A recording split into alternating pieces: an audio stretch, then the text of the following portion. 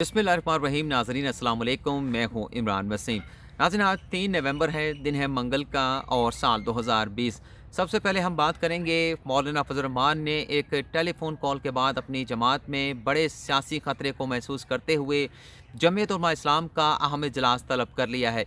ये telephone call मौलाना फजल रहमान को किसकी जानिब से की गई और मौलाना अपनी जमात में किस किस्म के सियासी ख़तरे और ख़दशे को महसूस करते हैं, इस खबर के हवाले से आप नाज़रीन को आगाह करेंगे। दूसरी खबर में हम बात करेंगे मुस्लिम लीग नवाज़ और शरीफ ख़ानदान को एक बड़ा सियासी धचका लगने जा रहा है। इस सियासी धचके के हवाले से नाज़रीन अगले जो 96 घंटे हैं वो बड़े अहम हैं। इस खबर की तफसीलात भी आप नाज़रीन के साथ शेयर करेंगे। और तीसरी खबर में हम बात करेंगे आज सुप्रीम कोर्ट से जियो न्यूज़ के मारूफ एंकर सहाफ़ी नाकाम और मायूस लौटे हैं, जिनमें हामिद मीर, सुहेल वड़ाई, शाहजेब खानज़ादा, सलीम साफ़ी और शहजाद इकबाल शामिल हैं। इस खबर की तफसीलात के साथ वीडियो में अगर हमारे पास कुछ वक्त बचा तो फ़याज़ुल हसन चौहान की मुबैना तंजीम साज़ी के हवाले से भी आप नाज़रीन के साथ मुख्तसर सी गुफ्तगू करेंगे। तो सबसे पहले बात कर लेते हैं कि आखिर किस शख्सियत की जानिब से मौलाना फजल रहमान को एक ऐसा टेलीफ़ोन किया गया जिसके बाद मौलाना अपनी जमात में एक बड़े सियासी ख़तरे को महसूस करते हैं। और इसी सियासी ख़तरे को महसूस करते हुए मौलाना की जानिब से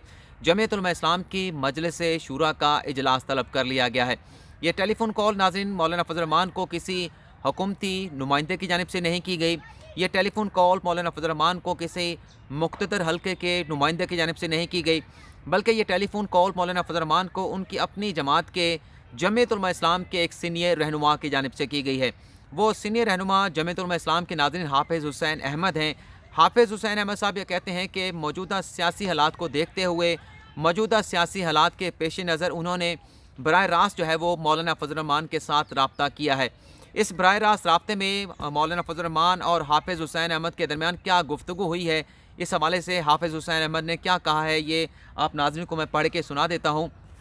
हाफिज़ हुसैन अहमद साहब ये कहते हैं कि मैंने बराह रास्त जो है वो मौलाना के साथ रब्ता किया और इस रब्ते में मैंने मौलाना से ये कहा है कि अय्याज़ सादे की कौमी असम्बली की तकरीर के बाद आपका उनके घर जाना, अय्याज़ सादे के साथ इज़हार यकजहती करना, ये जमीयत उलमा इस्लाम की पार्टी पॉलिसी का हिस्सा नहीं है। हाफिज़ हुसैन अहमद ये भी कहते हैं कि मौलाना का ये कहना भी नहीं बनता था कि अय्याज़ सादिक को इससे भी ज़्यादा सख्त बयान जो है वो कौमी असम्बली के फ्लोर पर देना चाहिए था। हाफिज़ हुसैन अहमद ये भी कहते हैं कि इस टेलीफोनिक गुफ्तगू में मैंने मौलाना साहब से ये भी कहा है कि पीडीएम के जिस एलामिया पर आपने दस्तखत किए हैं, इस एलामिया में नवाज शरीफ का वो मौक़िफ़ भी शामिल नहीं था जो कोयटा के जलसे में नवाज शरीफ की जानिब से अडॉप्ट किया गया। हाफिज़ हुसैन अहमद जो है वाज़ेह अल्फाज में ये कहते हैं कि वो अपनी जमात के जमीयत उलमा इस्लाम की तर्जुमानी तो कर सकते हैं, लेकिन वो किसी दूसरी सियासी जमात के बयानिए की तर्जुमानी नहीं कर सकते। हाफिज़ हुसैन अहमद साहब ये कहते हैं आगे चल के कि मैंने जो मौलाना साहब के साथ रब्ता किया है, मैंने उनसे ये भी कहा है कि जिस बयानिए के साथ आप खड़े हैं, नवाज शरीफ के जिस बयानिए के साथ आप खड़े हैं, उस बयानिए का बोझ तो ख़ुद मुस्लिम लीग नवाज़ के अपने लोग जो है वो उठाने के लिए तैयार नहीं हैं। और अय्याज़ सादिक की जानिब से जो कौमी असम्बली के फ्लोर पर तकरीर की गई थी, इस बयान की शाहिद खकान अब्बासी की जानिब से, एहसन इकबाल की जानिब से और मलिक अहमद ख़ान की जानिब से भी मज़म्मत की गई थी। तो आप क्यों उनके घर तशरीफ़ ले गए और अय्याज़ सादिक के इस बयान के साथ उनके साथ इज़हार यकजहती किया? नवाज शरीफ अपने बयानिए में अगर इतने ही सच्चे हैं तो पाकिस्तान आकर इस किस्म का बयानिया वो अख्तियार करें। और अगर उनको कोई मसला है आर्मी चीफ के साथ तो दिसंबर 2019 में हाफिज़ हुसैन अहमद कहते हैं तो फिर क्यों आर्मी चीफ की मुद्दत मुलाजमत में वोटिंग में मुस्लिम लीग नवाज़ ने हिस्सा लिया था। इसी प्रोग्राम में जब बैठे थे हाफिज़ हुसैन अहमद, उनसे ये भी पूछा गया कि जब आपने मौलाना के साथ बराह रास्त रब्ता किया तो इस रब्ते पर जो शिकायत आपने बताई हैं, इस पर मौलाना साहब का क्या कहना था? तो हाफिज़ हुसैन अहमद का ये कहना था कि मैंने अपनी बात जो है वो मौलाना के पास पहुंचा दी है। मौलाना मुझे इन शिकायत के ऊपर क्या कहा मैं ये जवाब नहीं दे सकता। अगर किसी को ये बात जाननी है तो मौलाना फजल रहमान के साथ बराह रास्त रब्ता किया जा सकता है। इसी प्रोग्राम में जहां वो बैठे थे एक निजी टेलीविज़न के साथ, उनसे ये भी पूछा गया कि जमीयत उलमा इस्लाम के एक चंद और भी रहनुमा हैं जिनमें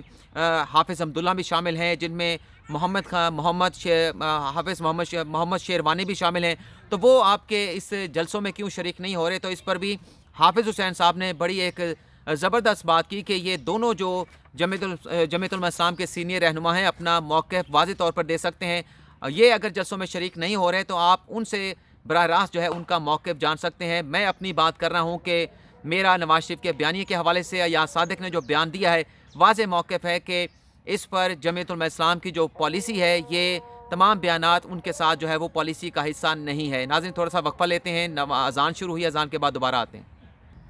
تو ناظرین مولانا فضل الرحمان نے جب یہ رابطہ کیا گیا ہے حافظ حسین احمد صاحب کی جانب سے ان کے ساتھ، تو یہ خطرہ محسوس کیا ہے کہ مسلم لیگ نواز کے اور خاص طور پر نواز شریف کے جس بیانیوں کو وہ سپورٹ کر رہے ہیں، اس بیانیے کی حمایت میں ان کی سیاسی اپنی جماعت کے اندر جمعیت علماء اسلام کے اندر بہت سے اختلافات پیدا ہو سکتے ہیں۔ تو اس تمام چیزوں کو کنٹرول کرنے کے لیے یہ اہم اجلاس جمعیت علماء اسلام کی مجلس شورا کا مولانا فضل الرحمان کی جانب سے 10 نومبر کو طلب کر لیا گیا ہے، جس میں جو اس قسم کی صورتحال پیدا ہوئی ہے کہ جس طرح سے حافظ حسین احمد جو ہے وہ اختلاف کر رہے ہیں، جس طرح مولانا فضل الرحمان اس بیانیے کو سپورٹ کر رہے ہیں جو نواز شریف کی جانب سے یا مریم نواز کی جانب سے جو ہے بیان کیا جا رہا ہے، تو ان تمام معاملات کا جائزہ لیا جائے گا۔ دوسری خبر کے حوالے سے آپ ناظرین کے ساتھ مختصر سی گفتگو کریں گے کیونکہ 6 منٹ کی ویڈیو پہلے ہو چکی ہے کہ جو عبد القادر بلوچ صاحب ہیں جن کی جانب سے اعلان تو کر دیا گیا ہے کہ وہ مسلم لیگ نواز چھوڑ دیں گے، لیکن عبد القادر بلوچ صاحب نے ایک اور اجلاس طلب کیا ہے 7 نومبر کو۔ ویسے تو کہا گیا ہے کہ 7 نومبر کو وہ اپنے پارٹی چھوڑنے کے حوالے سے باقاعدہ فیصلے کا اعلان پریس کانفرنس کے ذریعے کریں گے، لیکن عبد القادر بلوچ جو کہ مسلم لیگ نواز کے بلوچستان کے صدر ہیں، انہوں نے ایک اجلاس طلب کیا ہے جس میں مسلم لیگ نواز کے جو بلوچستان کے ڈویژنل جو صدر ہیں اور اس کے ساتھ جو ضلعی صدور ہیں انہیں بلایا گیا ہے اور پارٹی چھوڑنے کے معاملے پر باقاعدہ اس اجلاس میں مشاورت کی جائے گی۔ اور اس میں ذرائع کی جانب سے بتایا گیا ہے کہ اس اجلاس میں نواز شریف کا جو فوج کے خلاف، ریاستی اداروں کے خلاف جو بیانیہ ہے اس کے خلاف باقاعدہ قرارداد بھی منظور کی جائے گی، اور عبد القادر بلوچ ثناء اللہ زہری کے ساتھ مل کر باقاعدہ مشاورت کے ساتھ اس بات کی کوشش کریں گے کہ اس اجلاس میں جو مسلم لیگ نواز کے ڈویژنل اور ضلعی صدور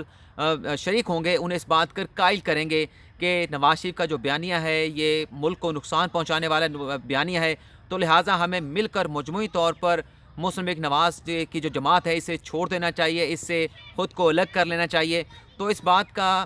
امکان ظاہر کیا جا رہا ہے کہ 7 نومبر کو جب عبد القادر بلوچ مسلم لیگ نواز کو چھوڑنے کا اعلان کریں گے تو ان کے ساتھ بلوچستان میں مسلم لیگ نواز کا ایک بڑا دھڑا جو ہے وہ مسلم لیگ نواز کو چھوڑنے کا، اس سے الگ ہونے کا باقاعدہ اعلان کرے گا۔ لیکن عبد القادر بلوچ کی جانب سے ایک بات کی وضاحت کر دی گئی ہے کہ وہ مسلم لیگ نواز کو اس وجہ سے نہیں چھوڑ رہے کہ ایاز صادق کی جانب سے جو بیان دیا گیا ہے یا انہیں ثناء اللہ زہری کو جو ہے وہ کوئٹہ کے جلسے میں نہیں بلایا گیا، انہوں نے واضح طور پر بتایا کہ نواز شریف کا جو کوئٹہ کے جلسے میں جو بیانیہ تھا، جو تقریر ان کی جانب سے کی گئی تھی، انتہائی خطرناک تقریر کی گئی جس میں پاک فوج جو کہ ایک منظم ادارہ ہے اس میں بغاوت پیدا کرنے کی کوشش کی گئی، نچلے رینک کے جو فوجی جوان ہیں، افسران ہیں، انہیں کمان کے خلاف اکسانے کی کوشش کی گئی۔ عبد القادر بلوچ کہتے ہیں کہ اگر اس بات کی اجازت دے دی گئی تو ایک ہی منظم ادارہ ہے تو یہ ادارہ پاک فوج کا ادارہ منہدم ہو جائے گا اور آئے روز ہمیں پاک فوج میں اس قسم کی بغاوتیں دیکھنے میں ملیں گی۔ عبد القادر بلوچ کی جانب سے یہ بھی کہا گیا ہے کہ نواز شریف نے یہ کہا ہے کہ نچلے رینک کے افسران کو کہ اپنی کمان کے جو غیر قانونی احکامات ہیں انہیں نہ مانیں، تو جو نچلے رینک کے جو افسران ہیں انہیں اگر اس بات پہ لگا دیا جائے کہ وہ پہلے یہ دیکھیں کہ کمان کی جانب سے جو آرڈر جاری کیے گئے ہیں وہ آئینی ہیں، قانونی ہیں، غیر قانونی ہیں، تو کس طرح سے یہ ادارہ چلے گا۔ تو اس وجہ سے میں نے مسلم لیگ نواز کو چھوڑنے کا فیصلہ کیا۔ اس کا ثناء اللہ زہری کے کوئٹہ جلسے میں شرکت کے ساتھ کوئی تعلق نہیں ہے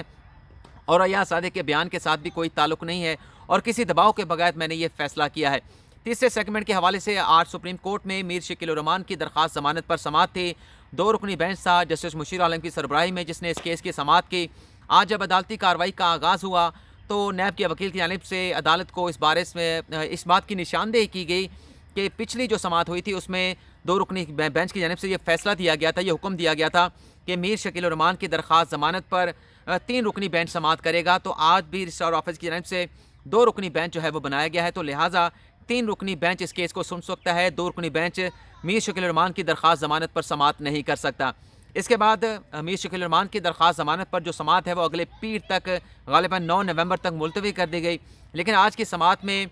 سہیل وڑائی صاحب، حامد میر صاحب، شاہزیب خانزادہ اور اس کے ساتھ ساتھ شہزاد اقبال اور سلیم صافی جو بڑے تیار ہو کر آئے تھے کہ شاید اس امید کے ساتھ آئے تھے کہ آج سپریم کورٹ میر شکیل الرحمان کی جو درخواست ضمانت ہے اسے ایکسیپٹ کر لیا جائے گا، میر شکیل الرحمان کو ضمانت پر رہا کرنے کا حکم دے دیا جائے گا، تو انہیں مایوسی اور ناکامی کا سامنا کرنا پڑا۔ لیکن میرے خیال سے اگر ان کے رپورٹر کی جانب سے ان تمام صحافی اینکروں کو بتا دیا جاتا کہ آج 2 رکنی بینچ ہے اور 3 رکنی بینچ اس کیس کی سماعت کرے گا، تو شاید انہیں آج सुप्रीम कोर्ट आने की ज़हमत ही ना उठाना पड़ती, क्योंकि ये रिपोर्टर की बुनियादी ज़िम्मेदारी बनती थी जो वहाँ पर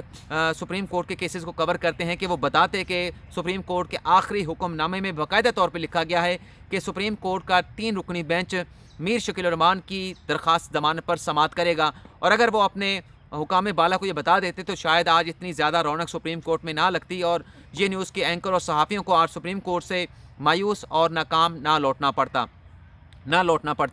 तो अब हम बात कर लेते हैं आखिरी सेगमेंट के हवाले से। जैसे मैंने कहा था कि थोड़ा सा वक्त बचेगा, तो फ़याज़ हुसैन चौहान की मुबैना तंजीम साजी के हवाले से आप नाज़रीन के साथ मुख्तसर सी गुफ्तगू करेंगे।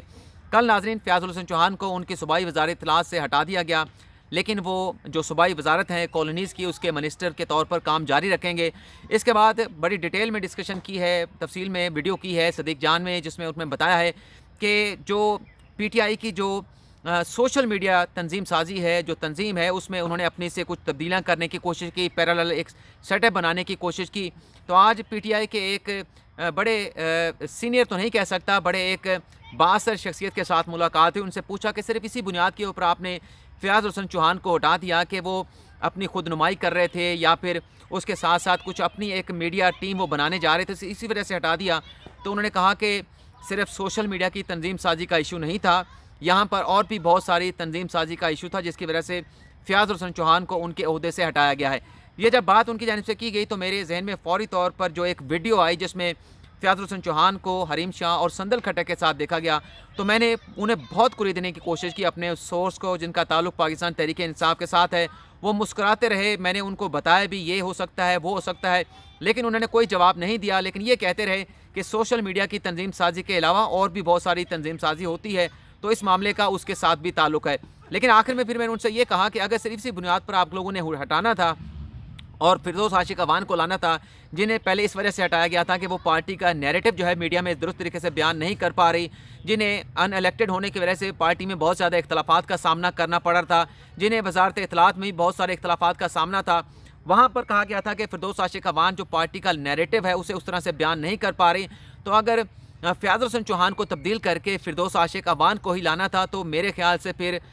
जो फ़याज़ हुसैन चौहान की जो चॉइस थी वो बेहतर चॉइस थी। वो ज़्यादा बेहतर अंदाज में PTI का जो नैरेटिव था या PTI का दिफा जो है वो मीडिया के ऊपर ज़्यादा बेहतर अंदाज में कर रहे थे। इतनी छोटी छोटी बातों पर अगर लोगों को हटाया जाएगा तो बहुत सारे मसाइल पैदा होंगे। और कल जब मैंने देखा कि फ़याज़ हुसैन चौहान से जब सहाफ़ी सवाल पूछ रहे थे कि आपको PTI अपना सूबाई वज़ीर इत्तलात से हटा दिया गया है, और फ़याज़ हुसैन चौहान ये कह रहे थे कि मुझे इस बारे में कोई ख़बर नहीं है, वही फ़याज़ हुसैन चौहान जो जाती उमरा के अंदर की मुलाकातों की ख़बरें बता देते थे, जो और भी बहुत सारी बातों के हवाले से आगाह होते थे। लेकिन कल जब उनकी वज़ारत के हवाले से सवाल पूछा जा रहा था तो वो कह रहे थे कि मुझे कोई ख़बर नहीं है कि उन्हें वज़ारत इत्तलात से, सूबाई वज़ारत इत्तलात से हटाया गया है, ये नहीं हटाया गया। तो नाज़रीन, आज की वीडियो में इतना ही। फ़िलहाल आपसे इजाज़त चाहेंगे। अल्लाह हाफ़िज़।